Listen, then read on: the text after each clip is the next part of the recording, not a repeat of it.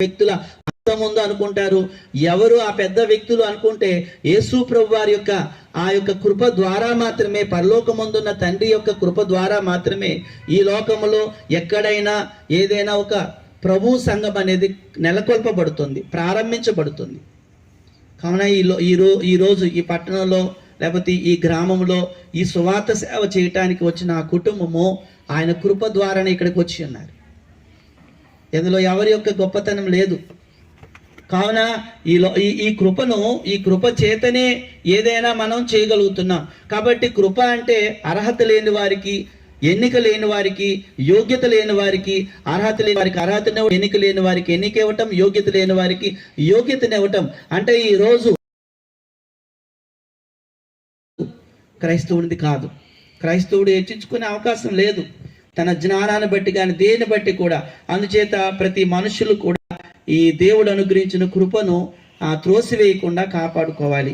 ఆ కృప అనేది నిజంగా మనకు అర్థమైతే ఆ తగ్గింపుతో మనం బ్రతుకుతాము. అప్పుడు మనం తగ్గింపు జీవితం కలిగి ఉండాలనేది మనం ఆలోచిస్తున్నాం. ఇందులో 5 అంశాలు ఉన్నాయి, 5 మాటలు ఉన్నాయి, 5 భాగాలు ఉన్నాయి. నెంబర్ 1 ఏంటంటే ఏ విషయాల్లో మనము తగ్గింపు స్వభావాన్ని, తగ్గింపు జీవితాన్ని కలిగి ఉండాలి. ఒక క్రైస్తవుడుగా నా జీవితంలో ఏ విషయాల్లో నేను తగ్గింపు జీవితాన్ని కలిగి ఉండాలనే సంగతిని మొదటిగా మనము ఆలోచిస్తున్నాం. నెంబర్ 1 ఏంటంటే మనం ప్రారంభించిన ఈ ఆత్మ సంబంధమైన జీవితం నందు మనము ఎల్లప్పుడూ తగ్గింపు కలిగిన వారిగా ఉండాలి. నెంబర్ 1 అది. అంటే ఆత్మ సంబంధమైన జీవితం అనేది ఎప్పుడు ప్రారంభించబడుతుంది అంటే ఎవరైతే బాప్తిజం పొందుకున్నారో వారు ఆత్మ సంబంధమైన జీవితాన్ని ప్రారంభించారు. కాబట్టి ఆత్మ సంబంధమైన జీవితమునందు ప్రతి ఒక్కరము తగ్గించుకోవాలి. అంటే ఎవరు ఎప్పుడు రక్షించబడ్డారో ఆ రోజు నుంచి వారు ఆత్మ సంబంధమైన జీవితాన్ని ప్రారంభించారు. అంతవరకు మనం 2 భౌతిక సంబంధమైన జీవితాన్ని జీవిస్తాము. అయితే ఇక్కడ విషయం ఏమిటంటే ఆత్మ సంబంధమైన జీవితం ఉన్నప్పటికీ కూడా మనం భౌతికంగా మనుషులుగా ఈ లోకంలో బ్రతుకుతాం. కానీ ఎప్పుడైతే మనం చర్చిలో ఉన్నామో, చర్చితో మనం కనెక్ట్ అయ్యామో, లేకపోతే దేవునితో మనం సంబంధాన్ని పెట్టుకున్నామో, యేసు ప్రభువారితో సంబంధాన్ని ఏర్పాటు చేసుకున్నామో, ఎప్పుడైతే మనం పరిశుద్ధాత్ముడితో సంబంధాన్ని ఏర్పాటు చేసుకున్నామో, ఎప్పుడైతే పరిశుద్ధులతో సంబంధాన్ని ఏర్పాటు చేసుకున్నామో అప్పటి నుంచి ఆత్మ సంబంధమైన జీవితము ప్రారంభించబడింది. అది ఆత్మ సంబంధమైన జీవితం. అంటే తండ్రితోనూ, కుమారుడితోనూ, ఆత్మతోనూ, పరిశుద్ధులతోనూ ఇలా మనం సహవాసం చేస్తూ మనము దానిలో కొనసాగుతూ ఉన్నామంటే ఆ జీవితాన్ని ఏమన్నాడంటే ఆత్మ సంబంధమైన జీవితం అన్నాడు. ఈ ఆత్మ సంబంధమైన జీవితంలో మనము తగ్గించుకునే వారిగా ఉండాలి. అంటే కొంతమంది మామూలుగా ఆదివారం నాడు ఒకరోజు ఒకవేళ కనిపించి మిగతా రోజులు ఏమీ వారు కనబడకుండా ఉంటారు. చాలామంది ఏమనుకుంటారంటే మేము క్రైస్తవులమే అనుకుంటాం. మామూలుగా ఎవరమైనా చాలామంది ఏమనుకుంటారంటే ఆదివారం కనబడతారు వాళ్ళు ముఖాలు, మళ్ళా వచ్చి ఆదివారం వరకు వాళ్ళు ఎక్కడ తారసపడరు, మళ్ళీ ఆదివారం నాడు కనబడతారు.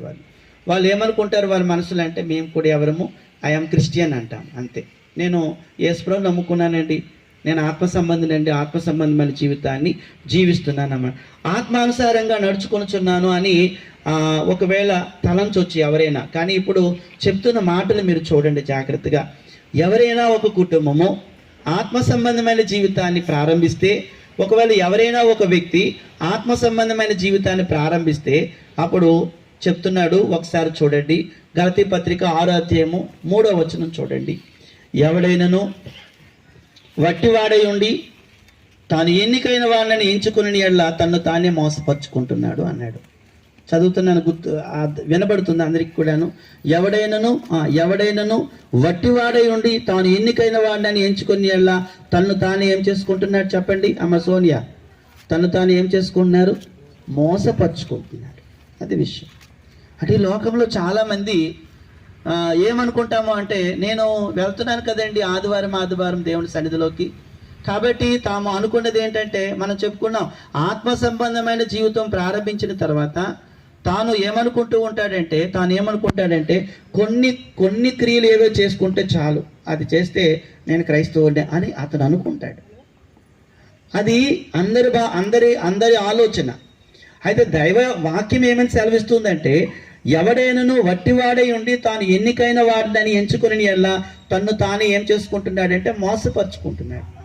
అదండి విషయం. ఒకవేళ ఒక విద్యార్థి దశలో కూడా ఒక విద్యార్థి తాను ఏమీ రాకపోయినా అన్నీ వచ్చినట్లుగా నటించాడు అనుకోండి, అతడు ఎగ్జామ్స్లో ఏమవుతాడు? ఫెయిల్ అయిపోతాడు తప్పకుండా.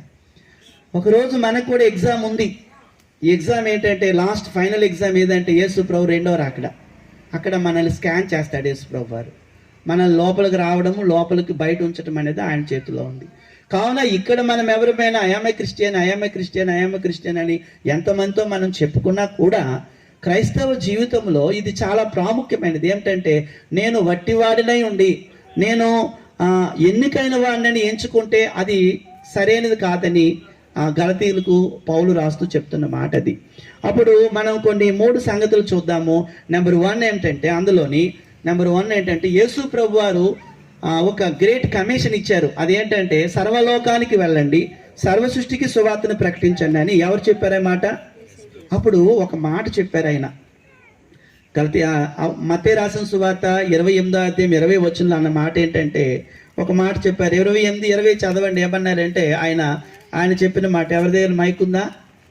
లేకపోతే నేనే చదివేస్తాను. 28, 20 ఏమన్నాడంటే ఆయన అంటున్న మాట చూడండి. నేను ఏవేవి మీకు ఆజ్ఞాపించానో అవన్నీ వారు గై కొనవలనని వారికి మీరు తెలియపరచండి అని చెప్పాడు. మళ్ళీ చెప్పండి అందరూను. ఏమన్నారు యేసు ప్రభు వారు? నేను ఏవేవి మీకు ఆజ్ఞాపించానో మీరు ఆజ్ఞాపించినవన్నీ కూడా వారికి చెప్పండి. ఎవరైతే వింటారో అవన్నీ గైకొనమన్నాడా? కొన్ని మాత్రమే గైకొనమన్నాడా అంటే అన్నీ గైకొనమన్నాడు. అంటే ప్రభువు చెప్పిన, మన ప్రభు అయిన యేసుక్రీస్తు ఆజ్ఞాపించిన ఆజ్ఞలన్నీ గైకొన్న వారు తగ్గింపు గలవారు, ముఖ్యంగా వారు ఆత్మ సంబంధులు. అదండి, అన్నీ గైకొనాలి. నేను కొన్నే ఉంటాను, కొన్ని చేస్తాను, అయినా పర్వాలేదులే, ఆ మాత్రం చూసుకోలేడా దేవుడు అని అనుకుంటాం.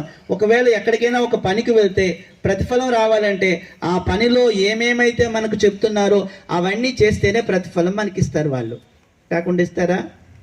ఎవరు కదా. మనకు ఒక ప్రాజెక్ట్ ఉంటుంది, ఆ ప్రాజెక్ట్ పూర్తయితేనే మనకు రావాల్సిన అమౌంట్ అనేది మనకి ఇస్తారు. ఒకవేళ ప్రాజెక్టు అతను చూసిన తర్వాత కొన్ని మధ్యలో వదిలేసామనుకోండి, ఏమయ్యా ఈ మధ్యలో కొన్ని పనులన్నీ నువ్వు పెండింగ్ ఉంచావు కాబట్టి నీకు ఇవ్వాల్సిన దాంట్లో కొన్ని నేను పెండింగ్ పెడతారు. అంతే. ఎంత ఫుల్ఫిల్ చేస్తామో, ఎంత పూర్తి చేస్తామో, పూర్తి చేసిన దాన్ని బట్టే మనకి ఏముంటుందంటే అప్పుడు దాన్ని బట్టే ఫలము అనేది దొరుకుతుంది. అందుచేత ప్రభువారు చెప్తున్న మాట ఏమిటంటే, యేసుక్రీస్తు ప్రభువారు అంటున్నారు, నేను మీకు ఏ సంగతులు ఆజ్ఞాపించుతునో వాటన్నిటినీ గైకొనవలనని వారికి మీరు ఆజ్ఞాపించండి అని చెప్పాడు. కాబట్టి ఈ లోకంలోకి వస్తున్న చాలా మంది క్రైస్తవ జీవితం ఆరంభించిన తర్వాత, ఆత్మీయ జీవితాన్ని ఆరంభించిన తర్వాత చాలామంది ఏమనుకుంటున్నారంటే కేవలం కొన్ని పనులు చేస్తే నేను క్రైస్తవునే అనుకుంటూ ఉన్నారు. కానీ ప్రభువారు చెప్తున్న మాట ఏంటంటే అన్నీ చేయవలసిన వారే మీరు ఉన్నారు, ఏది వదిలేసిన వారే ఉండకూడదు. మీరు వదిలేస్తే ఎలాగా? అందుచేత ప్రియమైన వారులారా, తగ్గింపు అంటే వాస్తవంగా మన ప్రభు అయిన యేసుక్రీస్తు వారు చెప్తున్న ఆ మాటను మనము చూడాలి. అందుకే లూకా రాసిన సువార్తలో ఒక అద్భుతమైన మాటను ఆయన చెప్పి ఉన్నారు. ఏమంటున్నారు? 6వ అధ్యాయంలో, లూకా రాసిన సువార్త 6వ అధ్యాయము 46వ వచనం చాలాసార్లు మనం చదువుతాము. నేను చెప్పు మాటల ప్రకారం మీరు చేయకుండా ప్రభువా నన్ను పిలుచుట ఎందుకు అని అన్నాడు. ఏమని పిలుచుట ఎందుకు? ప్రభు అని. అది హెచ్చింపు. అంటే ఆత్మ సంబంధమైన జీవితమందు ఒకవేళ ఒక వ్యక్తి తగ్గించుకోవటం అంటే ఏమిటి అనే సంగతిని మనం ఆలోచిస్తే, మన ప్రభు అయిన యేసుక్రీస్తు ఆజ్ఞాపించిన ఆజ్ఞలన్నీ కూడా గైకొనుచు ముందుకు కొనసాగాల్సిన వారమే ఉన్నాం. రెండవదిగా మనం చూసినట్లయితే విశ్వాసం వల్ల మనం నడిపించబడాలి తప్ప వెలిచూపు వల్ల నడిపించబడకూడదు. అంటే ఎలాగంటే మనల్ని పిలిచిన దేవుడు నమ్మదగిన వాడు, అవునా కాదా అమ్మా? నమ్మదగిన వాడా కాదా చెప్పండి అమ్మా. మనల్ని నమ్మదగిన వాడు, అంతే.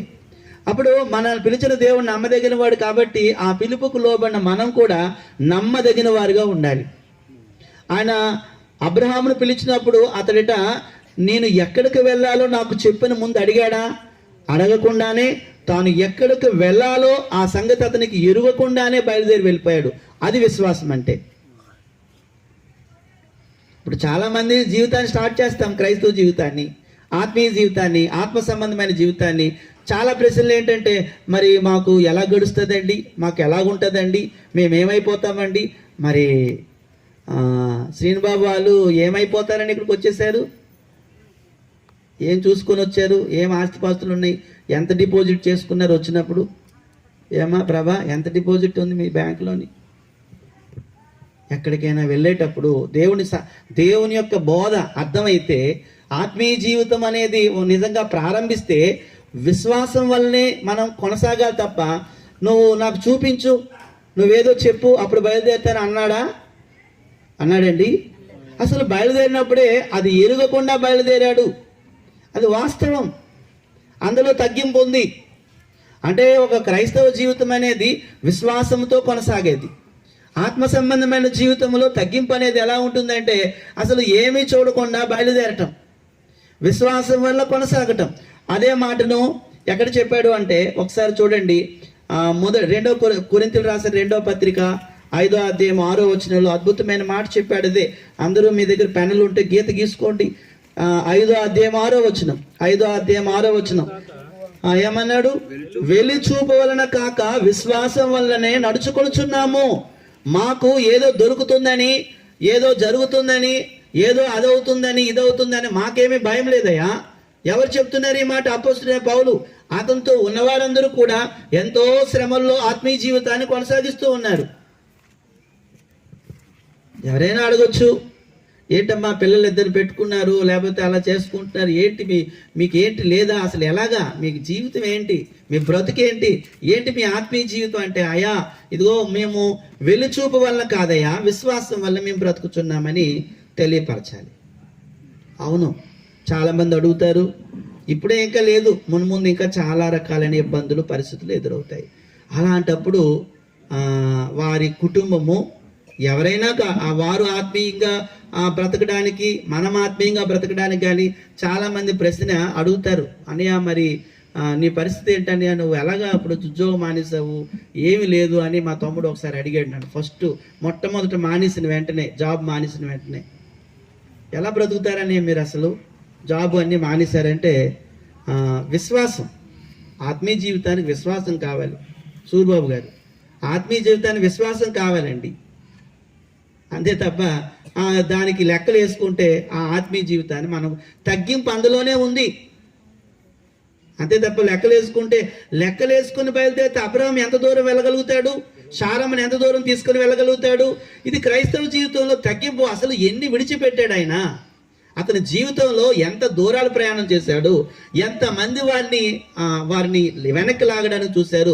నిజమే, ఈ క్రైస్తవ జీవితము, ఈ ఆత్మ సంబంధమైన జీవితం ప్రారంభించిన తర్వాత అది ఎలాంటిది అంటే, యేసుక్రీస్తు ప్రభువారు చెప్పిన ఆజ్ఞలన్నింటినీ కూడా అన్నిటినీ గైకొంటూ మనము ఆయన హెచ్చించి మనం తగ్గింపబడాలి. అదే ఆయన హెచ్చించడం అంటే. అంతేగాని మరి ఈ రోజుకి ఈ ఆజ్ఞని మేము పాటించమండి, మరి మా ఇంటి దగ్గర అవ్వదండి లక్ష్మణ్ గారు అని అలాగనుకొని మీరు మీ ఆవిడ మాట్లాడేసుకుంటూ అవ్వదు. అర్థమైందండి? ఇప్పుడు అన్ని లెక్కలేసుకొని మరి ఇలాగైతే అంటే అలాగైతే అంటే మీరు ఒకవేళ సిక్ అయిపోయారు అనుకోండి, అప్పుడు మీరు సువార్తకి వాటికి మళ్ళీ వస్తారు కదా.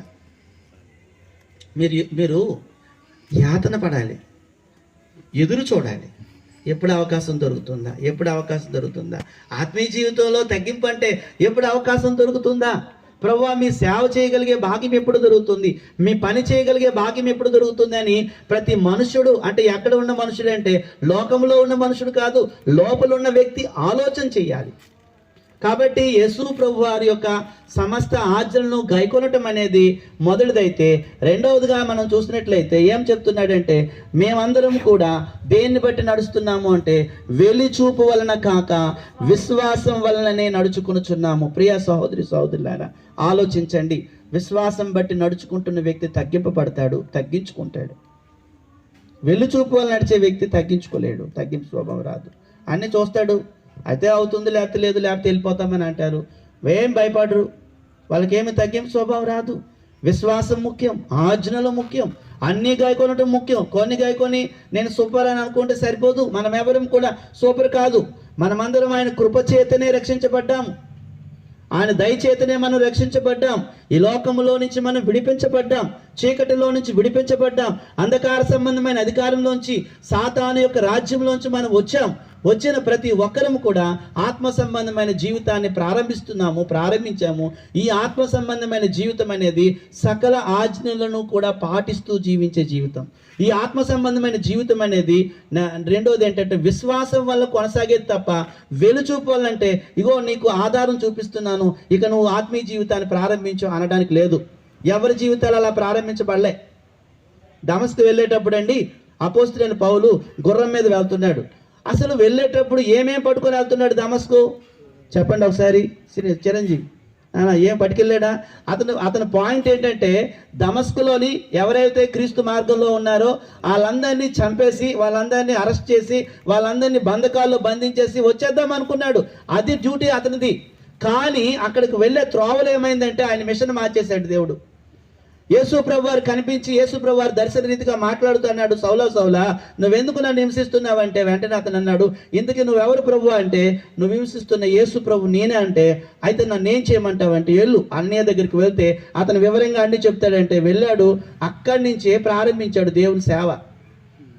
ఇంటికి వెళ్ళాడా? ఎవరితో మాట్లాడాడు? ఎంత కలెక్ట్ చేసుకున్నాడు? ఏ డబ్బైనా చూసుకున్నాడా? అసలు అతని వెనకాతల నష్టాలు లాభాలు ఏమైనా చూసుకున్నాడా? ఆ నష్టాలు లాభాలు లెక్కలు వేసుకోకుండా అతని యొక్క ఆత్మీయ జీవితం అనేది విశ్వాసం వల్ల ప్రారంభించబడింది. కాబట్టి విశ్వాసం ఉంటే ఆటోమేటిక్గా మనం తగ్గిపోతాం. వెలుచూపు అయితే మాకు పలానా దగ్గర 2 ఎకరాల స్థలం ఉందని గర్వపడతాం. మాకు మా నాన్న పలానా బ్యాంకులోని 10 లక్షలు వేసాడని బాగా బలపడతాం, గర్వంగా మాట్లాడతాం, అతిశయిస్తాము. ఆ లెక్కలను చూసుకొని ఆత్మీయ జీవితాన్ని కొనసాగించడానికి అసలు ఏ వ్యక్తికి అవకాశం ఉండదు.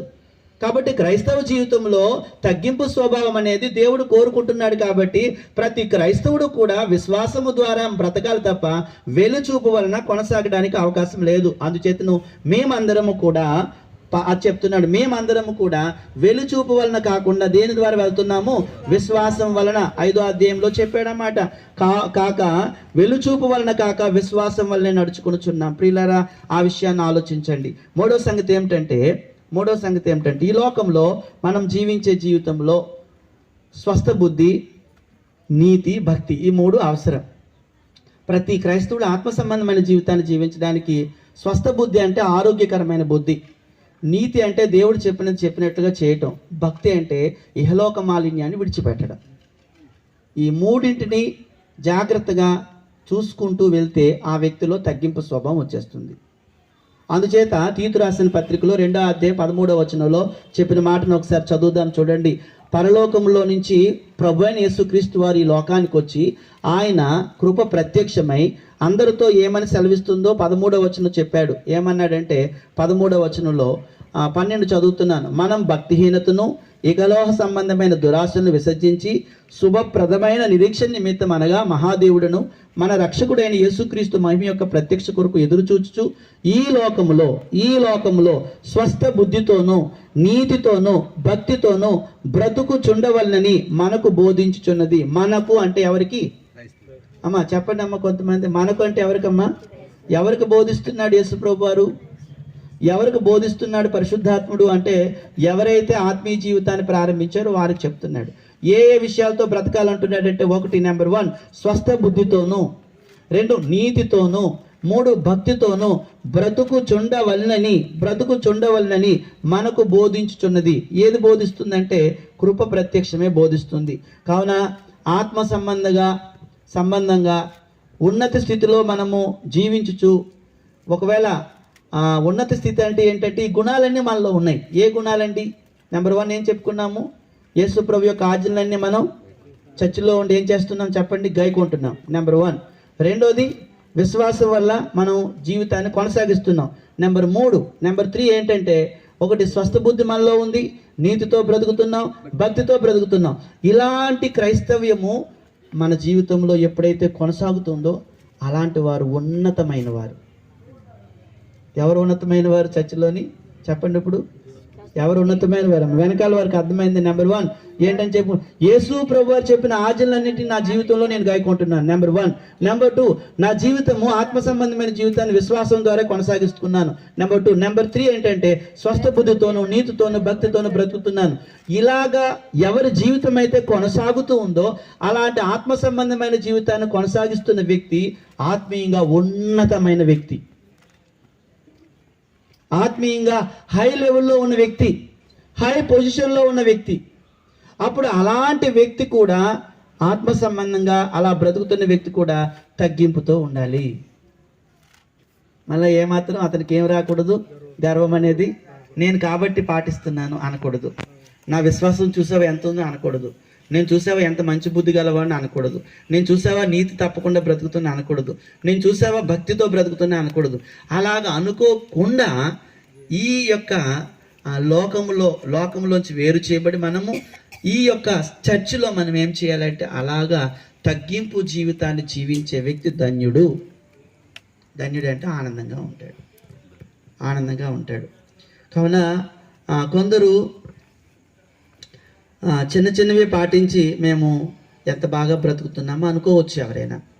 కానీ అలా కాకుండా వారు మన ఆత్మ సంబంధమైన స్థితి ఎలా ఉందో ఒకసారి ఎవరికి వారుగా ఆలోచించుకోవాలి. ఇంకొకటి ఏంటంటే ఇతరులతో పోల్చుకోవటం అనేది మనమందరం మానేయాలి. ఇతరులతో మనం పోల్చుకుంటే, అంటే గొప్ప స్థితిలో నేను ఉన్నానని ఒకవేళ పోల్చుకుంటే, ఒకవేళ రేపొద్దున్న మనల్ని ఎవరు చూస్తున్నారు? ప్రతి ఒక్కరిని కూడా దేవుని దృష్టిలో మనం కనపడాలి. దేవుని దృష్టిలో మనం ఏమై ఉన్నాము అంటే ఉన్నతులుగా కనపడాలి. అది ఆయన కోరుతున్నాడు. కాబట్టి ఇది ఆత్మ సంబంధమైన గొప్ప స్థితి. కాబట్టి మనం ఏం నేర్చుకుంటున్నామంటే ఆత్మ సంబంధమైన జీవితం ముందు తగ్గించుకోవటం అనే దాని గురించి మనం ఆలోచిస్తున్నాం. ఒకసారి మనం చూసినట్లయితే పూర్వము యేసు ప్రభు వారి కాలంలో పరిసయ్యులు శాస్త్రులు ఉండేవారు. వారు ఎలాంటి వారు అంటే బాగా మంచి వాళ్ళు అంగీలు వేసుకొని అందరికన్నా బాగా ధర్మశాస్త్రాన్ని కంఠస్థ పెట్టేసి, వారు శాస్త్రులు కాబట్టి దాన్ని బాగా ఆ ధర్మశాస్త్రాన్ని అనేక మార్లు రాసి ఆ ప్రతులు తీసుకెళ్ళి అందరికి ఇస్తారు. వాళ్ళు గొప్ప పేరున్న వాళ్ళు శాస్త్రులు, పరిసయ్యులు. అలాంటి పరిసయ్యుల గురించి మాట్లాడుతూ ప్రభువారు అన్నారు, చూడండి ఏమన్నారంటే, యేసు ప్రభు తన శిష్యులతో మాట్లాడుతున్నాడు. ఇలా అంటున్నాడు, 23వ అధ్యాయము 2-6 వచనం చదవండి ఒకసారి. మత్తయి రాసిన సువార్త 23వ అధ్యాయం 2-6 వచనాలు చదవండి గట్టిగా. ఎవరైనా మైక్ ఇచ్చినాను ఎవరికొకరికి. 2-6 వచనాలు చదవండి త్వరగా. ఏమంటున్నాడు? 23వ అధ్యాయము నాన్న చిరంజీవి చదువు గట్టిగా. శాస్త్రులను పరిసయ్యులను మోషే పీఠం యందు కూర్చుండువారు. అంటే ఎప్పుడు వాళ్ళు ఎలాంటి స్థితిని అనుభవించాలనుకుంటారు? పీఠం అంటే ఉన్నత స్థితే, తక్కువ స్థితే? తగ్గించుకోవడం, హెచ్చించుకోవడమా? అమ్మా అందరూ చెప్పండి, హెచ్చించుకోవడమా తగ్గించుకోవడమా? పీఠం అంటే, పీటలు వేయటం అంటే హెచ్చించుకోవటం. వారు మోసే పీఠాన్ని కోరుకుంటారు. తర్వాత గనుక వారు మీతో చెప్పు వాటిని అన్నిటినీ అనుసరించి గైకొనండి. మాత్రం వాళ్ళు చెప్పినవి మాత్రం ధర్మశాస్త్రంలో చెప్తారు కాబట్టి వాటిని అనుసరించండి, గైకొనండి. ఆ తర్వాత ఆయనను వారి క్రియల చొప్పున చేయకుడి. వారి క్రియల చొప్పున చేయకుడి. ఎందుకంటే వారు చెప్తారే గాని చేయరని 3వ వచనం చెప్పాడు. వారు చెప్పుతారే గాని చేయరు. కానీ వాస్తవంగా ఈ లోకంలోని మనం చెప్పేవారిగా ఉండొచ్చు, మంచిదే. కానీ చేసేవారిగా కూడా ఉండాలి. అది తగ్గింపు అంటే. చెప్పేవారుగా ఉండాలి, చెప్పింది అనుసరించేవారుగా ఉండాలి. ఇక్కడ శాస్త్రులు, పరిసయ్యులు కూడా వారి జీవితం ఏంటంటే వారు ఎప్పుడు ఏ పీఠాలు కోరుకుంటారంటే మోషే యొక్క అగ్రపీఠాలు మోషే పీఠాలు కోరుకుంటారు. కానీ వారి జీవితంలో శాస్త్రులు, పరిసయ్యులు మాత్రం తమకు తాము గొప్పగా ఊహించుకుంటారు. సమాజ మందిరాల్లో అగ్రపీఠాలు కోరుతూ జీవించాలనుకుంటారు. వారు మాత్రమే అంటే ఎప్పుడు కూడా అలాగా ఏదో మాకు ధర్మశాస్త్రం తెలుసు, ధర్మశాస్త్రాన్ని రాస్తున్నాము అని వాళ్ళ అతిశయంతో మేము గొప్పవారు అనుకొని ఫీల్ అవుతున్నారు. అందుకే ప్రభువారు అన్నారు, వారు చెప్పుతురే కానీ చెయ్యరు అని అన్నారండి.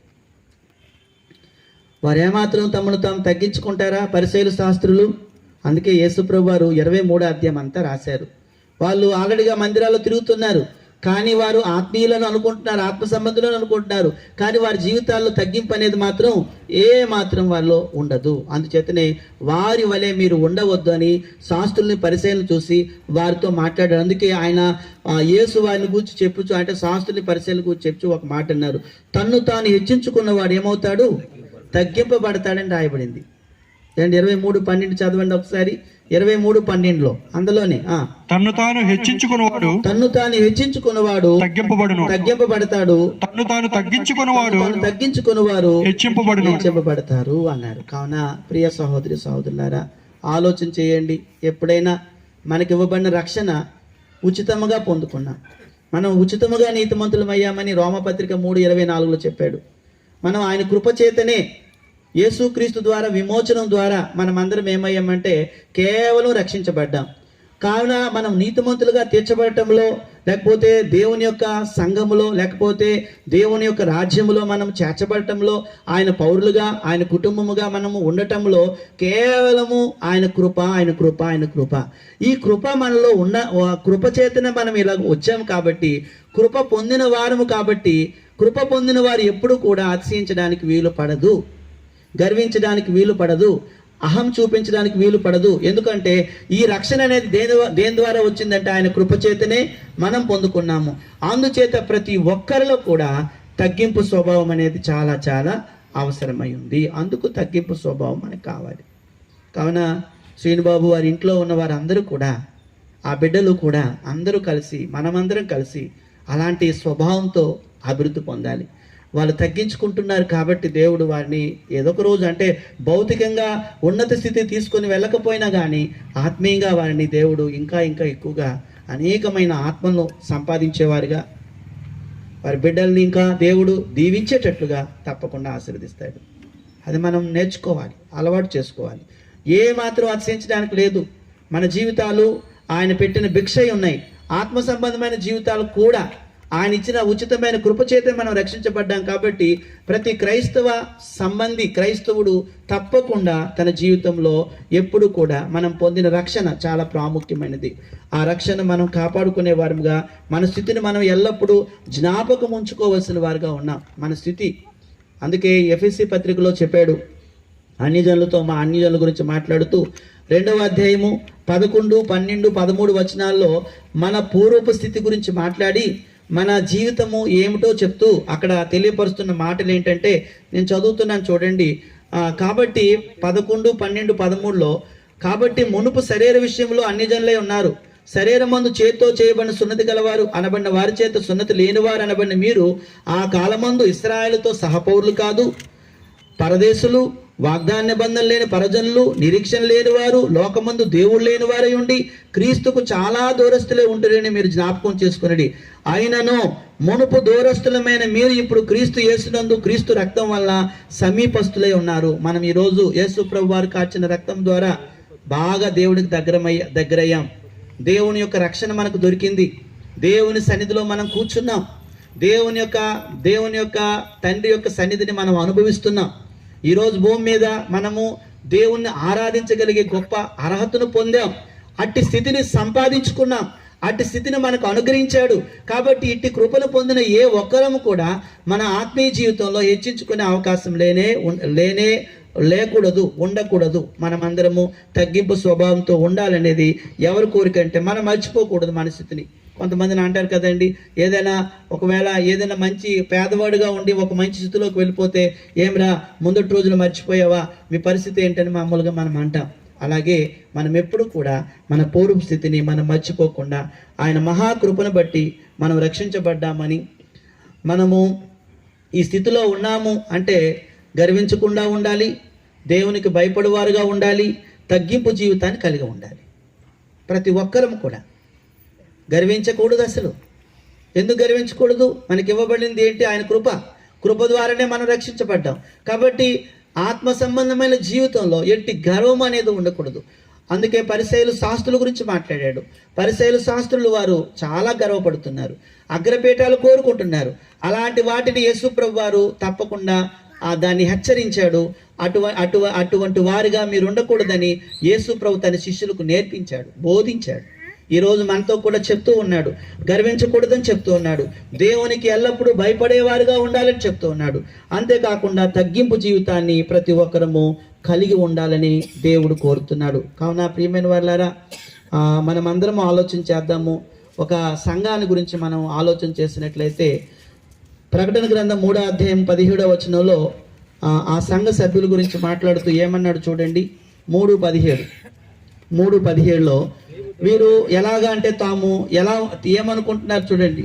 నువ్వు దౌర్భాగ్యుడువును, దిక్కుమాలిన వాడువును, దరిద్రుడువును, గుడ్డివాడువును, దిగంబరుడవై ఉన్నావని ఎరుగక నేను ధనవంతుడును, ధనవృద్ధి చేసి ఉన్నాను, నాకేమీ కొదువు లేదని చెప్పుకొనుచున్నావు. కొంతమంది బాగున్నామనుకొని అనుకుంటాము, కానీ నీ స్థితి ఇలా ఉందని ఎవరు చెప్తున్నారు? ఆ మాటలు ఎవరు చెప్తున్నారంటే అతను చెప్తున్నాడు, యేసుప్రభు చెప్తున్నారు. కావున తాము జ్ఞానులమని అనుకుని వారిని ఏమాత్రము దేవుడు ఒక దినాన్న లక్ష్య పెట్టడు అనే సంగతిని ప్రియ సహోదరి సహోదరులారా గుర్తించాలి. మరొక ప్రమాదం ఏమిటంటే, ఒకవేళ ఆత్మీయ జీవితాన్ని ప్రారంభించిన వారు ఎవరైనా ఐశ్వర్యవంతులు ఉండొచ్చు, ధనం ఉండొచ్చు, సంపద కలిగిన వారు అవ్వచ్చు, ఉండొచ్చు వాళ్ళలోని. ఒకవేళ వాటిని బట్టి ఇప్పుడు ఏమనుకుంటున్నారంటే కొంతమంది, ఆయన మేము ఇలాగా దేవుళ్ళలో ఉన్నాము, ఇంత బాగా బ్లెస్ చేయబడ్డాము, ఆశీర్వదించబడ్డాము అనుకున్న వారు ఉన్నారా లేదండి? చెప్పండి ఒకసారి. ఉన్నారా లేదా? మామూలుగా అన్నీ బాగా దీవించబడిన తర్వాత వాళ్ళు అనుకుంటూ ఉన్నారు. కానీ ఇక్కడ ఒక సంగతి గమనించండి. ఒకవేళ మనం దేవుని సన్నిధిలోకి ప్రవేశించిన తర్వాత, మనం భౌతికమైన పరిస్థితి మనది బాగా మారిపోయిన తర్వాత మనం ఒకవేళ గర్వించడానికి అవకాశము ఉండకూడదు. అది గుర్తుంచుకోండి. ఎవరు కూడా ఒకవేళ మంచి స్థితి రావచ్చు, మంచి పరిస్థితిలోకి మనం వెళ్ళిపోవచ్చు. దేవుడే ఒకవేళ అది మనకి ఒకవేళ ఏమైనా అనుగ్రహించినట్లయితే అలాంటప్పుడు కూడా మనము తగ్గింపుతోనే ఉండాలి తప్ప గర్వపడడానికి అవకాశము ఇవ్వకూడదు. అది విషయం. ఎందుకో చెప్పమంటారా? ఒకవేళ ధనం గురించి మనం ఆలోచించినట్లయితే ధనాపేక్ష సమస్తమైన కీడులకు మూలమని చెప్పాడు. అంటే ఇంకా ఆత్మ సంబంధమైన జీవితంలో ఈ పనిలో మనం పడిపోయాము అంటే ఆటోమేటిక్గా మనకి నష్టం వాటిల్లబోతుంది. రెండో సంగతి ఏమన్నాడంటే, ఒకసారి మనం చూసినట్లయితే సామెతల గ్రంథకర్త కూడా అన్నాడు, ధనము నమ్ముకున్నవాడు పాడైపోతాడని చెప్పాడు. ఎవరిని నమ్ముకోవాలైతే? ఏమండి, ఎవరిని నమ్ముకొని జీవించాలి మన జీవితం అంతా అంటే? దేవుని నమ్ముకొని జీవించాలి. ఇంకో మాట ఏంటంటే, కీర్తనలో కూడా ఒక మాట చెప్పాడు, వాడు చనిపోయినప్పుడు ఏమీ కొనిపోడు, వాని ఘనత వాని వెంట దిగదు అన్నాడు. వాని ఘనత వాని వెంట దిగదు. ఈ 3 విషయాలు ఒకసారి మీరు ఆలోచన చేసినట్లయితే, ఎవరైనా సన్నిధికి వచ్చిన తర్వాత, సంఘంలో చేర్చబడిన తర్వాత, దేవునికి దగ్గరైన తర్వాత వారి యొక్క భౌతికమైన పరిస్థితి మారచ్చు. లేకపోతే ఒకవేళ ధనవంతులే ఒకవేళ ఎవరైనా అనుకోకుండా సువార్త విని దాన్ని విశ్వసించి మనస్సు మార్చుకొని ఒప్పుకొని బాప్తిజం పొంది దేవుని సన్నిధిలోకి వచ్చిన తర్వాత కూడా వారు ఏమాత్రము కూడా గర్వపడడానికి ఇష్టపడకూడదు. నీకు మంచి స్థితిని దేవుడు అనుగ్రహించాడు, ఒక మంచి కుటుంబంలో నువ్వు పుట్టావు, నువ్వు దేవుని యొక్క సువార్తను అంగీకరించావు, దేవుని యొక్క వార్తను అంగీకరించావు, దేవుని మాటలు అంగీకరించావు, నువ్వు ఇష్టపడ్డా వచ్చావు. కానీ అందులోకి వచ్చిన తర్వాత ఏ మాత్రం నీకు అతిశయం అనేది ఉండకూడదు, గర్వం అనేది ఉండకూడదు అంటున్నాడు. ధనాపేక్ష సమస్తమైన కీడులకు మూలం అంటున్నాడు. కావున మనం ఏదైనా ఒకవేళ ఎవరి వల్లైనా ఎవరి ద్వారా అయినా మనం మేలు పొందుకుంటే ఒకవేళ ఆ విషయాన్ని మనం ఆలోచించాలి. అందుకే తిమోతి రాసిన మొదటి పత్రికలోనే ఇహమందు ధనవంతులైన వారు గర్విష్ఠులు కావద్దు అన్నాడు. చూడండి, 6వ అధ్యాయంలోనే చెప్పిన మాట. అంటే భౌతిక పరిస్థితి బాగున్నా కూడా సంఘములో దేవుని సన్నిధిలో ఏ మాత్రము మనము గర్వించడానికి అవకాశం లేదు అనే సంగతి మనం తెలుసుకుంటున్నాం. 6వ అధ్యాయం 17వ వచనంలో, ఇహమందు ధనవంతులైన వారు గర్విష్ఠులు కాక అస్థిరమైన ధనమందు నమ్మిక ఉంచక సుఖముగా అనుభవించుటకు సమస్తమును మనకు ధారాళముగా దయచేయు దేవుని యందే నమ్మిక ఉంచుడని ఆజ్ఞాపించుము. అంటే అన్ని ధారాళంగా మనకు దయచేసేవాడు ఎవరండి? అది అతని మీద నమ్మకం ఉంచాలి.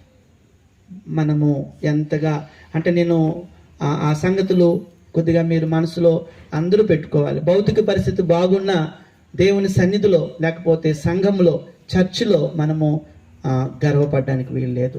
శూన్యం, అదంతా ప్రయోజనం లేనిది. అహంకారం అనేది మంచిది కాదు, గర్వపడడం మంచిది కాదు. నాయన నాకు మంచి బట్టలు ఇచ్చావు, నాకు మంచి ఉద్యోగం ఇచ్చావు, నాకు మంచి చదువు ఇచ్చావు, నాకు మంచి సీట్ ఇచ్చావు, మంచి ర్యాంక్ ఇచ్చావు, మంచి స్థలం ఇచ్చావు, మంచి పొజిషన్ ఇచ్చావు, అయినా కూడా నీ సన్నిధిలో నేను ఎప్పుడు గర్వపడను. మీకు ఒక సంగతి చెప్పాలనుకుంటున్నాను ప్రియ సహోదరి సహోదరులు. ఒక ఆయన అన్నీ బాగా పొందుకున్న తర్వాత ఏమైపోయాడంటే చాలా గర్వపడినట్టుగా మనం చూస్తాం. రాజుగారు చాలా గర్వపడ్డారు. ఆయన మీకు తెలుసు, ఉజ్జయ అనే పేరు ఆయనకు ఉంది. ఆయన అలాగే ఏం చేశాడు అంటే అంతా అయిపోయిన తర్వాత అలాగే ఆయన బాగా డెవలప్ అయిపోయాడు. డెవలప్ అయిన తర్వాత అతను గర్వపడినట్లుగా మనం చూస్తున్నాం. చూడండి, నేను చదువుతున్నాను, మీరు చూడవలసిన లేదు. అతడు స్థిరపడిన తర్వాత అతడు మనస్సును గర్వించి చెడిపోయాను అన్నాడు. ఎవరి గురించి ఏమండి? అతను చెడిపోయాడటండి. మనం ఏమనుకుంటామంటే, ఇలాగా దేవుని సన్నిధిలో అతను ఉన్నాడు, అతను ఒక మంచి రాజు, అతడు ఉజ్జియా, అతడు చాలా బాగా అన్ని చేశాడు, బావులు తవ్వించాడు, దుర్గాలు కట్టించి ఆ గుమ్మాలన్నీ కూడా దిట్టపరిచాడు, ఎన్నో చేశాడు. కానీ ఇక్కడ రాయబడిన మాట చదువుతున్నాను చూడండి. అయితే అతడు స్థిరపడిన తర్వాత అతడు మనస్సును గర్వించి చెడిపోయెను. ప్రియమైన వారులారా, దేవుని సన్నిధికి వచ్చిన తర్వాత మనము ఎప్పుడూ చెడిపోకుండా ఉండాలంటే తగ్గింపు స్వభావం ఉండాలి, అంతే. దేవుని సన్నిధిలో ఎంత తగ్గింపు అనేది మనుషులకు ఉంటుందో, లోకస్తులు ఒకవేళ అలా ఉండకపోవచ్చు. ఎందుకంటే ఈ పుస్తకం వారి దగ్గర లేదు కాబట్టి, మన దగ్గర ఉన్న ఈ గ్రంథము వారి దగ్గర లేదు కాబట్టి. ఒకవేళ మన దగ్గర ఉన్న ఈ గ్రంథం ద్వారా మనకు దేవుడు ఏమని బోధిస్తూ ఉన్నాడంటే, ఇదిగో చాలా నష్టపోతారు. ఒకవేళ నువ్వు దీవించబడ్డావు, ఆశీర్వదించబడ్డావు, ఒకవేళ నువ్వు ధనవంతుడు అయ్యావు, నీకు ధన సంపద వచ్చింది, ఐశ్వర్యం వచ్చింది, అయినా కూడా నువ్వు అలాగా చేయటానికి వీల్లేదు. మీ అందరికీ బాగా తెలిసిన సొలొమోను మొదట్లో ఆయన ఏం కావాలని కోరుకున్నాడు? నాకు ప్రజలందరినీ పరిపాలించే వివేక హృదయాన్ని, జ్ఞాన హృదయాన్ని నాకు ఇవ్వు తండ్రి అని దేవుని అడిగిన తర్వాత అతను అనుకోని రీతిలో ఎంతగానో డెవలప్ అయిపోయాడు. అతనికి బోల్డంత సంపద వచ్చి పడిపోయింది. ఎంతో ధనము, ఎంతో బంగారం, ఎంతో వెండి, ఎంతో ఎక్కువగా అతని యొక్క ఖజానాలోకి వచ్చేసిన తర్వాత అతడు ఏమైపోయాడు అంటే చెడిపోయినట్లుగా మనం చూస్తూ ఉన్నాము. కావున ఇప్పుడు ఎవరైనా సంఘంలో ఉంటే, చర్చిలో ఉంటే, మనం కోరుకోకూడదు ఏంటంటే బాగా ఐశ్వర్యవంతుని అవ్వాలి అని కోరుకోకూడదు.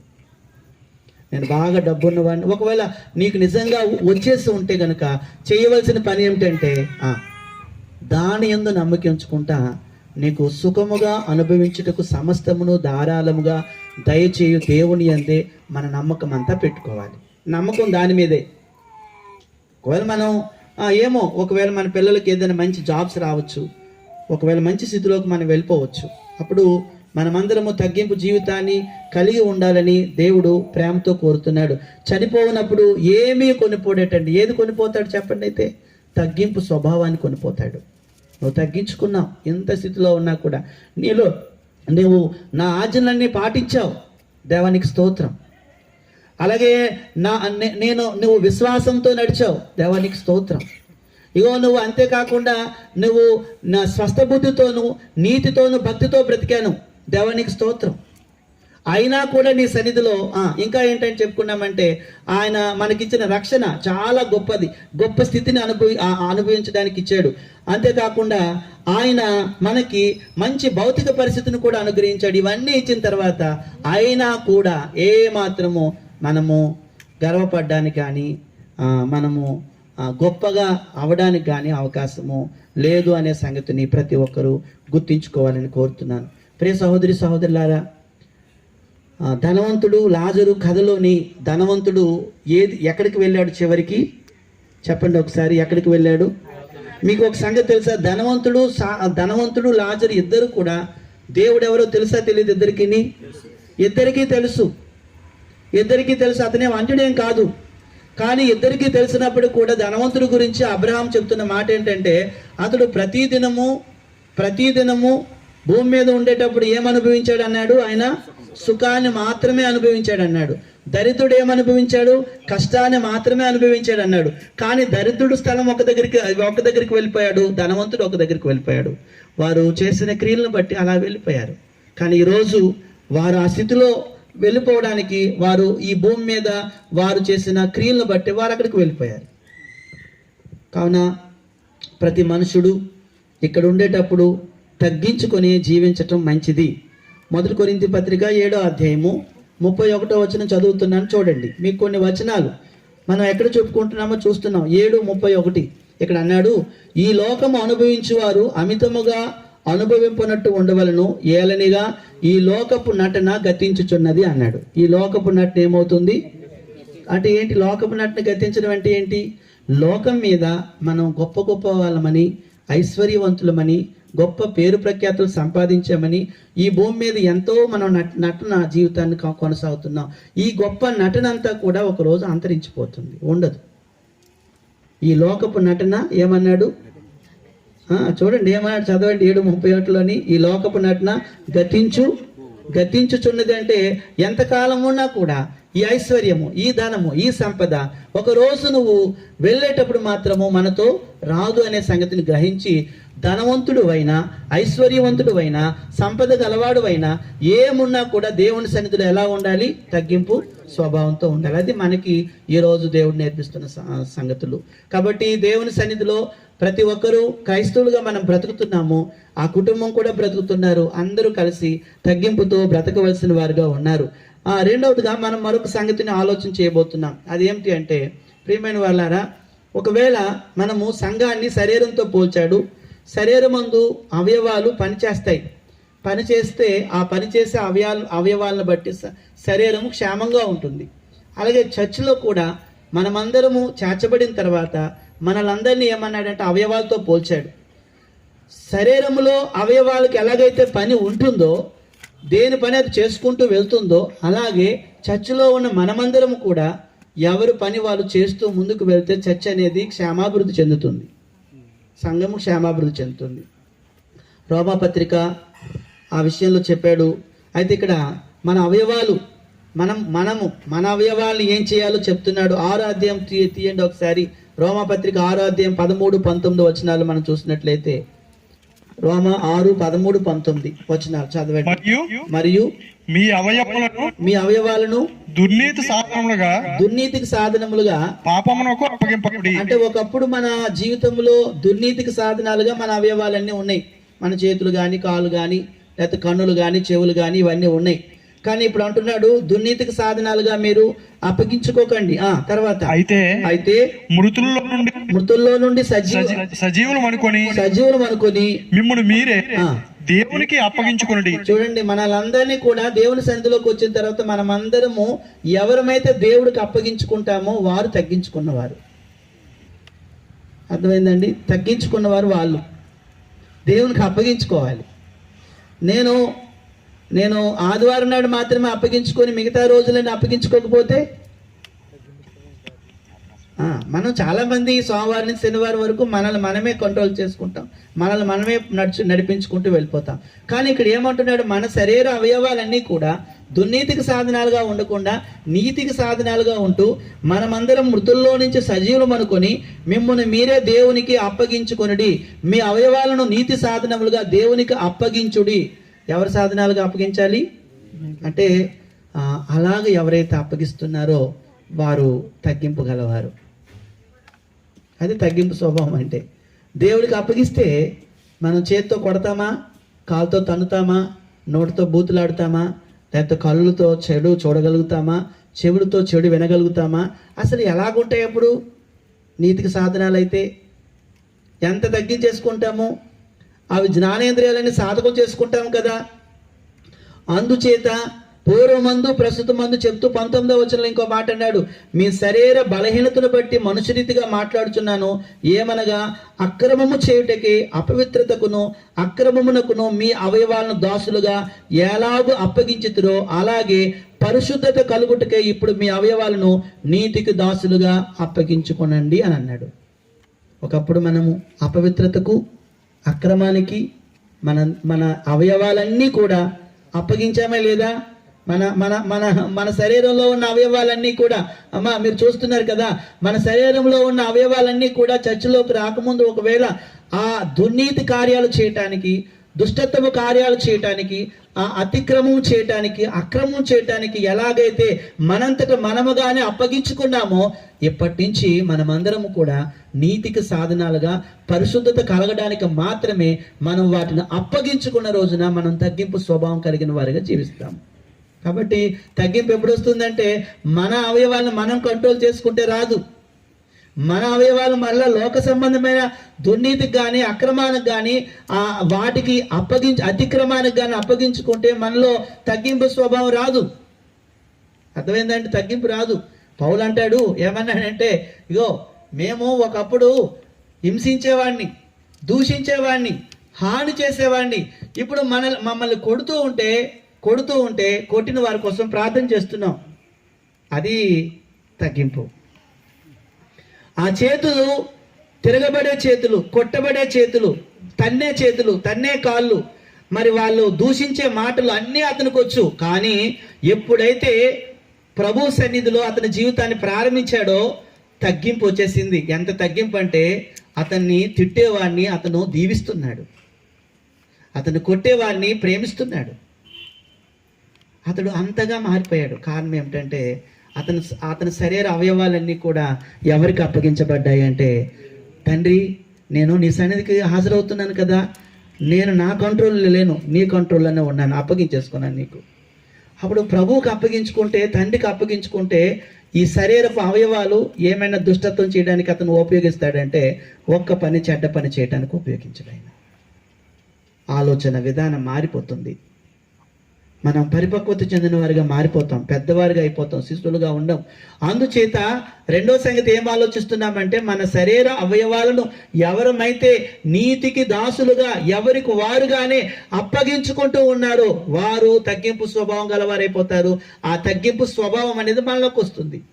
అంతేకాదు, మనం వచ్చాము, మంచిగానే ఉంటున్నాము, సన్నిధిలో పనిచేస్తున్నాము. పని చేసేటప్పుడు కూడా ఇప్పుడు సంఘంలో సభ్యులందరూ కూడా పని చేయాలనే సంగతిని దేవుడు రాయించినప్పుడు దేవుడు ప్రతి అవయవానికి ఒక పని అప్పగించాడు. ఒకసారి కొరింథీయులకు రాసిన మొదటి పత్రిక 12వ అధ్యాయము 18వ వచనం చూడండి. 12వ అధ్యాయం 18వ వచనం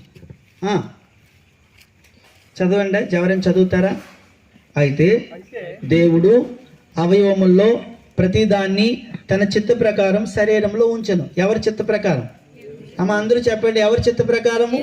చిత్త ప్రకారం అంటే ఇష్ట ప్రకారము. ఇప్పుడు ఇది ముక్కు, ఇది కన్ను, ఇది చెవి వింటుంది, కన్ను చూస్తుంది, ముక్కు వాసన చూస్తుంది, నాలుక రుచి చూస్తుంది, దంతాలు మా ఆహారాన్ని నములుతాయి. అలాగే అన్ని వ్యవస్థలు ఉన్నాయి. ఆ వ్యవస్థలన్నీ ఏ వ్యవస్థ చేయవలసిన పని ఆ వ్యవస్థ చేసేటట్టుగానే దేవుడు ఆ చిత్త ప్రకారం ప్రతిదాన్ని మన అవయవంలో, మన శరీరంలో అమర్చాడు. ఇప్పుడు చెప్తున్నాను చూడండి, ఇక్కడ కూడా శరీరం ఉంది. యేసుప్రభు శరీరం ఏంటి అంటే సంఘము లేదా చర్చ్లో కూడా ఒక్కొక్కరిని చేర్చుతూ ఉన్నాడు దేవుడు. చేర్చబడిన ప్రతి ఒక్కరికి పని ఉంది. అర్థమైందంటే పని ఉంది. అయితే ఈ పని చేసినప్పుడు జాగ్రత్తగా గమనించండి, మన శరీరంలో ఎక్కువ పని ఎవరు చేస్తారు? బాగా ఎక్కువ పని ఎవరు చేస్తారు మన శరీరంలోని? రోజంతా పని దేనికి ఉంటుంది? కాలుగా, కళ్ళుకు మాత్రం ఎక్కువ పని ఉంటుంది. ఎంత ఉంటే కళ్ళు మాత్రం చాలా చిన్నవే. కళ్ళు అలాగే మనం నిద్రపోయినప్పుడు తప్ప మిగతా సమయం అంతా, ఒకవేళ 8 గంటలు పడుకునే వ్యక్తి 8 గంటలు కళ్ళు మూసుకుంటాడు, మిగతా 16 గంటలు కళ్ళు తెరిచే ఉంటాయి. కానీ కాలు 16 గంటలు నడవు కదా, చేతులతో 16 గంటలు పని చేయం కదా. అంటే కళ్ళు చాలా చాలా చాలా ఎక్కువ పని చేస్తాయి. తల కూడా ఎక్కువ పని చేస్తుంది. తల అంటే ఈ బ్రెయిన్లో అది అసలు నిద్రపోయినప్పుడు తప్ప మిగతా సమయం అంతా అలాగ ఆలోచిస్తూనే ఉంటుంది. అప్పుడు ఇక్కడ ఒక ఉదాహరణ చెప్పాడు. ఏమన్నాడంటే, మన శరీరంలో ఈ కళ్ళు, తల, చేతులు ఎక్కువ పని ఉంటాయి కదా. కళ్ళు అంటుందట ముక్కుతోని, కళ్ళు ముక్కుతో కానీ తల పాదముతో కానీ మీరు నాకు అక్కరే లేదని అన్నాయి అనుకోండి. ఇప్పుడు చెప్పండి, కళ్ళు అన్నాయట. దేంతో అన్నాయట? కళ్ళు ముక్కుతో అంటుందట. కళ్ళు అంటుందట, కళ్ళు మాట్లాడుతుందట ముక్కుతో. ముక్కు నువ్వు నాకు అవసరం లేదు, నువ్వు వెళ్ళు శరీరం నుంచి బయటకు అన్నదంట. అప్పుడు వాసన చూడటం ఎక్కడ? ఆ పని ఎవరు చేస్తారు? అలాగండి. తల పాదాలతో అంటుందట, పాదాలు నువ్వు మాకు అవసరం లేదు, వెళ్ళు అని అంటే, పాదాలు లేకుండా ఎక్కడికైనా శరీరం ఎలాగ వెళ్తుంది? ముక్కు లేకుండా వాసన ఎలా చూస్తుంది?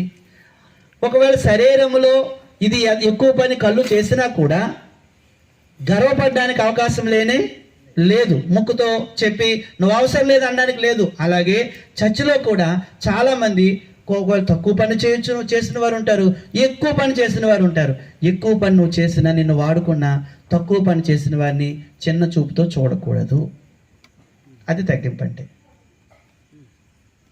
నీలో ఆ గర్వం రాకూడదు. కొంతమంది నేనే తుడుస్తున్నానండి, నేనే వస్తున్నానండి, నేనే ఉతుకుతున్నానండి, నేనే వాక్యం చెప్తున్నాను, నేనే పాటలు పాడతాను, నేనే అన్నీ చేస్తాను. శ్రీనుబాబు ఒకవేళ ఎప్పుడైనా తను ప్రారంభించాడు, తన జీవితంలో ఎప్పుడు కూడా అన్నీ మేమే చేసుకోవాల్సి వస్తుందని తన జీవితంలో ఎప్పుడు అనుకోకూడదు. ఒకరోజు నీకు కూడా దేవుడు అవకాశం ఇస్తాడు. సహాయం చేస్తాడు, సహాయం చేస్తాడు, అవకాశం ఇస్తాడు. అప్పుడు ఒకరోజు ఇంకొకరు నీ పనికి సహకారులుగా ఉంటారు.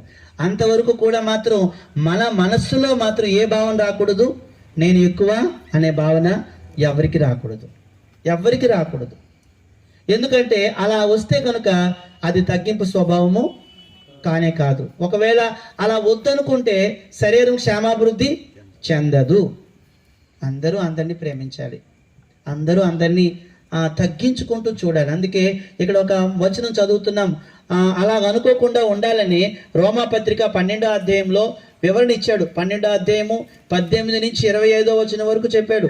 18 నుంచి 25వ వచనం వరకు చెప్పాడు ఆ విషయాలన్నీ కూడా. రోమా 1 కొరింథీ పత్రిక 12:18 నుంచి 25వ వచనం వరకు చెప్పాడు. అవి మీరు చదవండి. అంటే సంఘములో ఎవరమైనా కూడా ఒకవేళ నేను ఒక అవయవాన్ని అయితే నాకు ఎక్కువ పని ఇస్తే కనుక దేవానికి స్తోత్రం, కానీ నాకు ఎప్పుడు కూడా గర్వము రాకూడదని ప్రతి ఒక్కరు అనుకోవాలి. అందరినీ ప్రేమతో చూడవలసిన అవసరం ఉంది. తగ్గించుకొని ప్రతి ఒక్కరిని ప్రేమతో వ్యవహరించి వారిని కూడా వారి పని ఏమిటో వారికి తెలియపరిచి ఆ పనిలో వారిని ఇన్వాల్వ్ చేయవలసిన అవసరం అనేది ఉందనే సంగతిని మనం అందరం కనుగోవాలి. ఈరోజు ఎవరైనా ఒకవేళ దేవుని సన్నిధిలోకి వస్తే కనుక, ఆత్మ సంబంధమైన జీవితాన్ని ప్రారంభిస్తే కనుక, అతన్ని దేవుడు ఒక శరీరంలో అవయవం ఎలాగైతే అమర్చుతున్నాడో అతని చిత్త ప్రకారము ఈరోజు చర్చిలో కూడా ఒక్కొక్క వ్యక్తిని కూడా సంఘ సభ్యుడిగా చేర్చి అతనికి కూడా ఒక పనిని దేవుడు ఏర్పాటు చేస్తున్నాడు.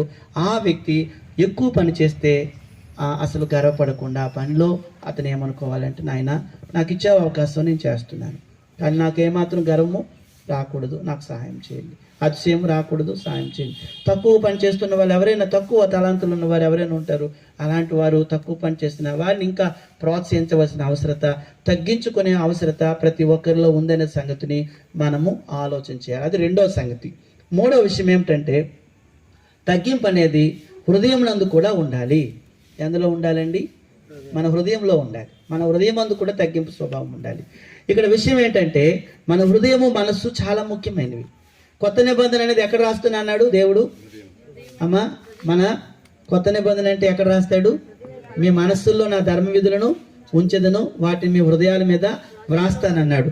అంటే ఈరోజు ఎవరైనా దేవుడితో నిబంధన చేసుకొని దేవుని యొక్క సన్నిధిలోకి, లేకపోతే దేవుని సంఘంలో చేర్చబడిన వారందరూ కూడా వారి హృదయాలను, మనస్సులను కూడా ఖచ్చితంగా తగ్గింపుతో ఉంచుకోవాల్సిన అవసరం ఉంది.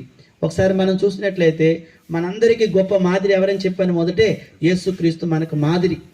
ఆయన మాదిరి గురించి మాట్లాడుతూ ఫిలిప్పీయులకు రాసిన పత్రిక 2వ అధ్యాయం 7-8 వచనాలు చెప్తూ ఆయన ఎంతగా తగ్గించుకున్నాడంటే, ఆయన నివాసం ఎక్కడ? పరలోకం. పరలోకం నుంచి ఎక్కడికి వచ్చాడు? ఆయన భూలోకానికి వచ్చాడు. 2వ అధ్యాయం 7-8 వచనాలు చదవండి ఒకసారి. మనుషుల పోలికగా పుట్టి. ఎవరు పోలికగా పుట్టాడు? ఆయన పోలికగా పుట్టాడు. దాసుని స్వరూపమును ధరించుకొని, దాసుని స్వరూపం ధరించుకున్నాడు. తన్ను తానే రిక్తునిగా చేసుకొనెను. అదండి, తను తాను ఏం చేసేసుకున్నాడు? రిక్తునిగా అంటే మరి ఎటువంటి ఆ గొప్పతనము, లేకపోతే ఎటువంటి ఆ దైవ శక్తిని, లేకపోతే ఆ దైవత్వంలో అతనికి ఏవైతే స్వభావం ఉందో అదంతా కూడా తెచ్చుకోలేదు. ఆయన మామూలుగా వచ్చాడు ఈ లోకానికి, తగ్గింపుతో వచ్చాడు ఆయన ఈ లోకానికి. అలా వచ్చి ఆయన ఏం చేశాడు అంటే, పూర్తిగా తను తాను రిక్తునిగా చేసుకొని అతను ఏ మరణానికి అప్పగించుకున్నాడు? సిలువ మరణానికి అప్పగించుకున్నాడు. సిలువ మరణం అంటే అది చాలా శాపకరమైన మరణం. అంతగా తగ్గించుకున్నాడు. మనుషుల పోలికగా పుట్టాడు, దాసుని స్వరూపం ధరించుకున్నాడు. ఏంటి, యేసు ప్రభు వారే ఒకవేళ ఇంతగా హృదయం ముందు తగ్గించుకుంటే, మనసులో ఇంతగా తగ్గించుకుంటే, మనం ఎంత తగ్గించుకోవాలి? ఎంత తగ్గింపు స్వభావం ఉండాలి మనకి? ఆలోచన చేయండి. యేసు ప్రభు వారి గురించి మనం ఆలోచిస్తే, ఒకనొక సమయంలో శిష్యులు అడిగారు, మాలో ఎవరు గొప్పవారని అడిగితే అందరినీ కూర్చోబెట్టి ఏం చేశారు?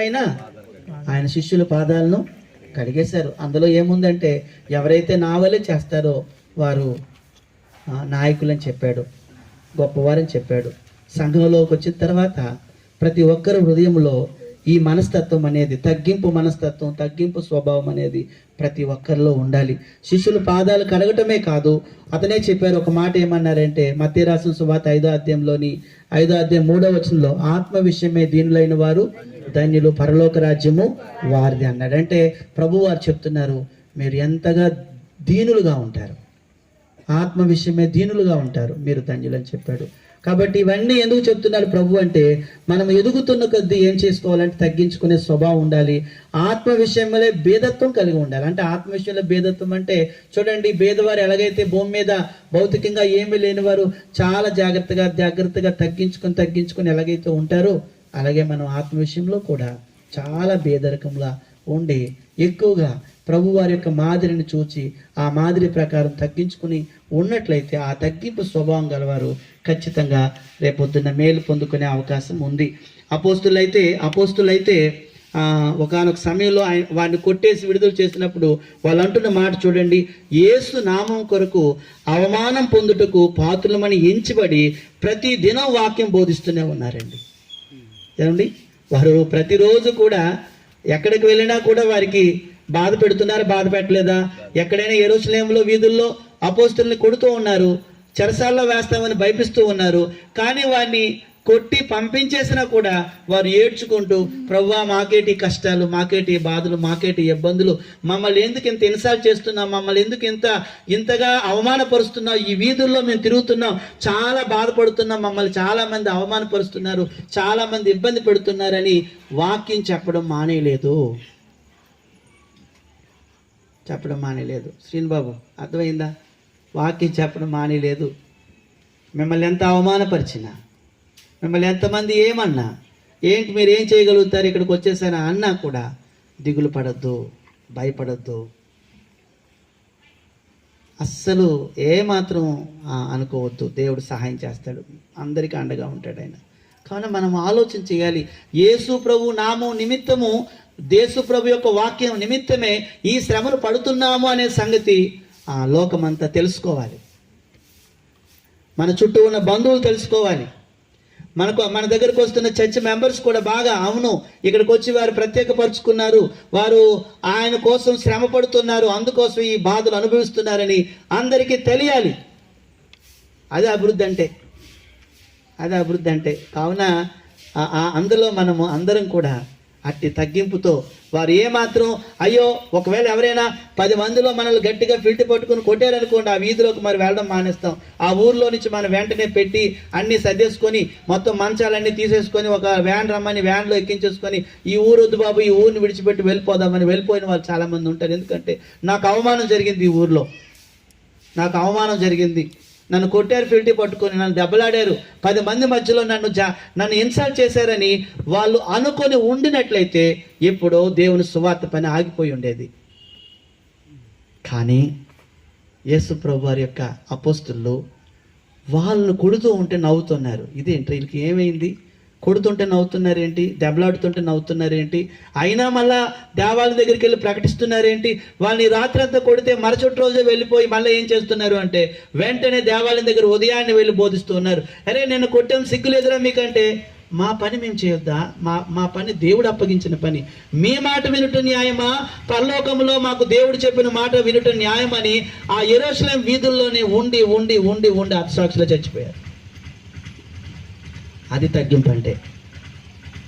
నాకు పౌరుషం వచ్చేసిందండి, ఇంక ఊరు వదిలేసి వెళ్ళిపోతున్నాను అన్న వాళ్ళు కొంతమంది, చాలామంది ఉంటారు. అందులో పౌరుషం ఎందుకండి?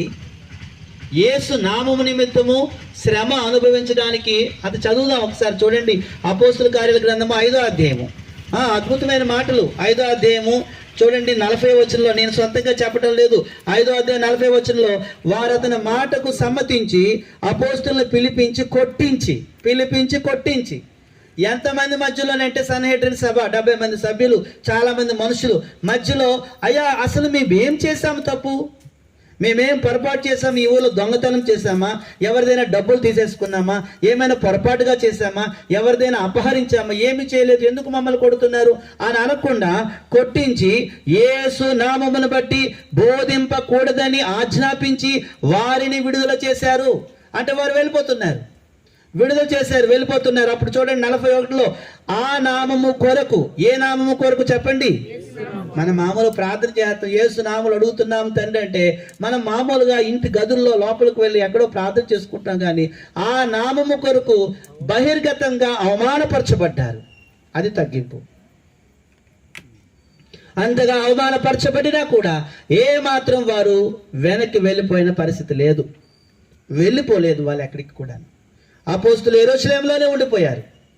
వాళ్ళ ఆ నామము కొరకు అవమానం పొందుటకు పాత్రులమని, ఎవరండి పాత్రులని ఎంచబడినందున వారు సంతోషించుచు మహాసభ ఎదుటి నుండి వెళ్ళిపోయి, ఏమండి వారు అనుకున్నారట, మమ్మల్ని దేవుడు ఎందుకు ఎన్నుకున్నాడంటే ఈ రణస్థలంలో అవమానం పొందినా కూడా మేము అవమానం పొంది సువార్త ప్రకటిస్తాము, అందుకే ఎన్నుకున్నాడు మమ్మల్ని. వారి పిల్లలకి అది అర్థం కావాలి, వారి బంధువులకు అది అర్థం కావాలి, వారి స్నేహితులకు అది అర్థం కావాలి. ఇదేదో మామూలుగా ఇది వ్యాపారము కానే కాదు. ఇది ఎవరి పని? పరలోకపు తండ్రి సేవ. ఇది బిజినెస్, పరలోకపు తండ్రి బిజినెస్. ఈ బిజినెస్లో అవమానాలు ఉంటాయి, ఆపసోపాలు ఉంటాయి, కష్టాలు ఉంటాయి, నష్టాలు ఉంటాయి, ఇబ్బందులు ఉంటాయి, ఇరుకులు ఉంటాయి, శ్రమలు ఉంటాయి, వేధింపులు ఉంటాయి, ఏంటంటారంటే వేధింపులు, దెప్పి పొడుపులు ఉంటాయి. అన్నీ భరించాలి, తగ్గించుకోవాలి. అయినా నేను కాబట్టి భరించానన్న మాట అంటే మనలో ఆశీర్వాదం పోతుంది. మనం ఏమాత్రం మొదట చెప్పాను కదా, మనం కృపచేతనే రక్షించబడ్డాం, కృపచేతనే రక్షించబడ్డాం. ఈ రక్షణ ఎవరిచ్చింది? దేవుడిచ్చింది. దేని బట్టి ఇచ్చింది? నా మంచితనాన్ని బట్టి కానే కాదు, నా గొప్పతనాన్ని బట్టి కానే కాదు, నా చదువును బట్టి కానే కాదు, నా గొప్ప పలుకుబడిని బట్టి కానే కాదు, గొప్ప వంశం బట్టి కానే కాదు, నేను ఏదో మంచి కార్యాలు చేశాను కానే కాదు, నా అందాన్ని బట్టి కాదు, నా యొక్క జాతిని బట్టి కాదు, నా కులమును బట్టి కాదు, నా మతమును బట్టి కాదు, కేవలము ఆయన కృప చేతనే నేను రక్షించబడ్డాను. అందుచేత అతిశయించడానికి వీల్లేదు, గర్వపడడానికి వీల్లేదు. అందుచేత ప్రియులారా, వాళ్ళు అనుకుంటున్నారు మా పేర్లు రాశాడు గ్రంథంలో, పైన ఒక గ్రంథం ఉంటుంది. ఏ గ్రంథం అది? జీవ గ్రంథం. పరలోకంలో మన పేర్లు రాయబడ్డాయి. ఎందుకు రాశాడంటే అక్కడ మన పేర్లు రాసిన వెంటనే కిందన శ్రమ స్టార్ట్ అవుతుంది, శ్రమలోకి మనం వెళ్తాం, ఎంటర్ అవుతాం. అప్పుడు వాళ్ళు ఏమనుకున్నారంటే ప్రభువు ఎన్ని శ్రమలు పడ్డాడు భూమి మీద ఉండేటప్పుడు మనం కళ్ళారు చూసాం కదా. ఆయన్ని ముళ్ళకిరీటం పెట్టారు, ముమ్ము వేశారు, ముఖం మీద గుద్దారు, పక్కలో బల్లెపోటు పొడిచారు, ఈ చేతుల్లో 2 చేతుల్లో ఈ కాళ్ళలోని శీలలు దించారు. అది కళ్ళారు చూసాం కదా. అంత శ్రమలు పొందినప్పుడు బహిర్గతంగాను మనము ఈ మాత్రం పడ్డానికి అర్హులమే కదా, వెళ్దాము. మళ్ళా రేపు దెబ్బలు తింటే ఇంకొక 10 మార్కులు వేస్తాడు దేవుడు, మళ్ళీ ఎల్లుండి దెబ్బలు తింటే మరో 10 మార్కులు వేస్తాడు. ఇలా 100 మార్కులు మేము తెచ్చుకుంటే అక్కడ మనకి సీటు దొరుకుతుందని, వీడు ఎలాగైతే సీటు ఎక్కడ పొందుకున్నాడో అలాగా పరలోకంలో వాళ్ళు సీట్లు పొందుకున్నారు. చూశారు పరలోకంలో ఉన్నాడు ఆయన, వాళ్ళ ఆత్మలో యోహానుకు చూపించాడు. కావున ఈ అవమానం పొందిన ఈ అపోస్తులే ఆత్మలని యోహాను ప్రకటన గ్రంథంలో రాశాడు. వాళ్ళు చూశాడట, ఆ తెల్లని వస్త్రాలు ధరించుకున్నవారు, ఆ రక్తంలో ఉతకబడిన వారందరినీ చూశాడు. కావున ఉతకబడిన ప్రతి ఒక్కరికి కూడా ఏముంటుందంటే శ్రమ ఉంటుంది.